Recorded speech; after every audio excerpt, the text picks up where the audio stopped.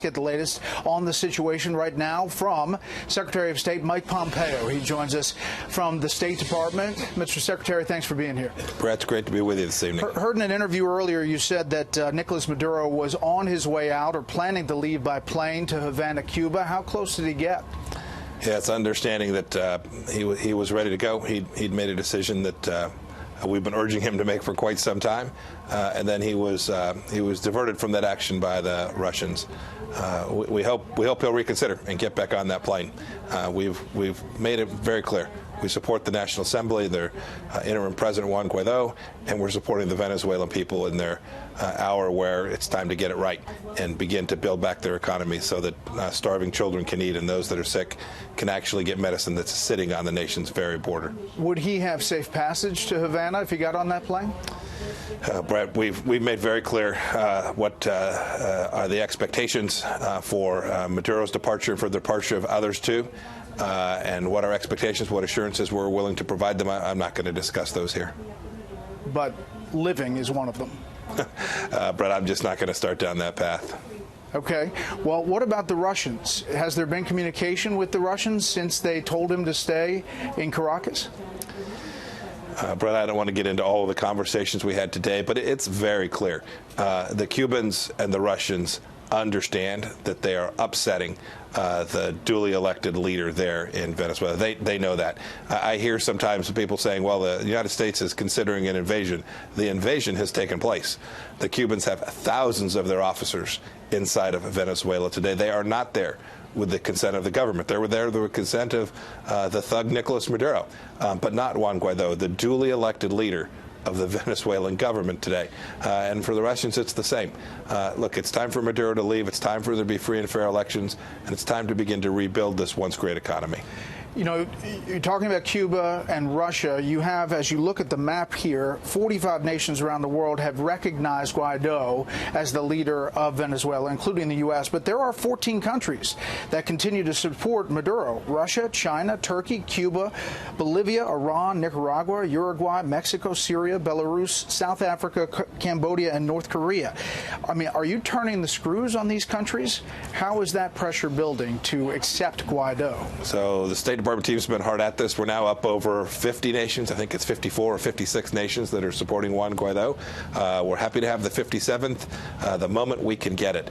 We've made clear to the nations that you just called out, we've made clear to them they're on the wrong side of history, and that the rule of law and democracy ought to be restored, that the destruction that's taken place over years inside of Venezuela will be a struggle to rebuild, but it is a worthy cause, and Nicolas Maduro cannot be anywhere in the country if the Venezuelan people hope to finally achieve that outcome. I'm confident they'll get there, and the United States, the Lima Group, the countries in the region, the Organization of American States are all supporting that. You mentioned that some in the Maduro regime talk about the U.S. possibly invading Venezuela. One of those was the ambassador to the UN for Venezuela, who said that the buildup in the embassy in Bogota, Colombia, next door, has been to get ready for war. Let's listen to this.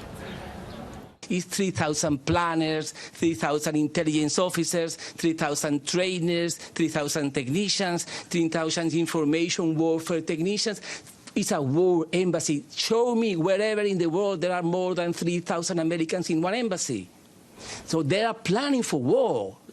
Let's take off the blindfold and look the reality as it actually is. What's your response to that as we look at live pictures in Caracas, Mr. Secretary? Brett, we never talk about the numbers we have at any particular embassy. They change from day to day. But if the question is the United States prepared to consider military action, if that's what it takes to restore the democracy there in Venezuela, the president's been consistent and unambiguous about that the option to use military force is available if that's what is ultimately called for. We hope it's not. We hope there can be a peaceful resolution and that Maduro will leave without violence. We're watching those who are engaged in violence, and we will hold them accountable. But the president's made very, very clear that we are going to ensure that Venezuelan democracy is restored.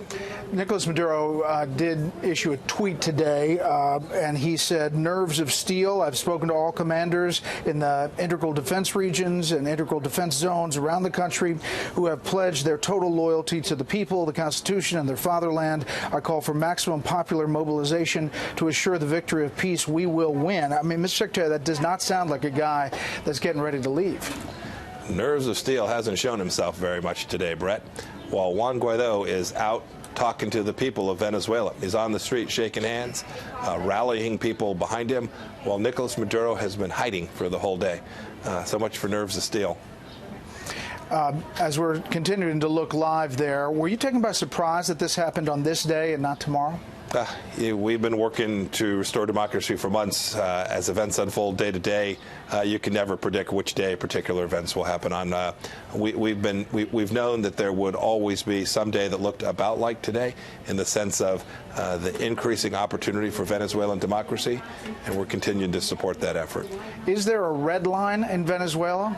If Maduro does X, the U.S. does something? We've planned out lots of options. We're prepared for lots of things. I don't want to talk about what particular actions may trigger particular responses. The president just talked about the need for the Cubans to change their ways, and what we will do if the Cubans make a decision to continue to engage in violence to take down the duly elected leadership in Venezuela. But beyond that, I don't want to get into where particular lines are. But the Venezuelan people should know that not just the United States, but 50-plus countries, the Organization of American States, are all prepared to continue to work and support them and stand with them. Mr. Secretary, I have two more questions for you. One is on North Korea. The North Koreans saying there needs to be a new approach to denuclearization. Are you still hopeful that that is all going to come together, seeing what you're seeing now? I am. I still remain hopeful, Brett. There's only one real approach to denuclearization. That's to denuclearize, right? To begin to take down the threat. And we're prepared to engage in conversations to arrive at a process by which the North Koreans can see their way clear to fulfilling the commitment that Chairman Kim made back in Singapore in June of last year. Last thing, as a cabinet secretary, would you be questioned by staff members up on Capitol Hill? I haven't given it 2 seconds thought. It's certainly, having served in Congress for 6 years, I don't think it was ever the case that a committee I was on, and I was in probably hundreds of hearings, I don't think in any of the actual committee hearings we had staff members asking questions. Mr. Secretary, as always, thanks for the time. Thank you, sir.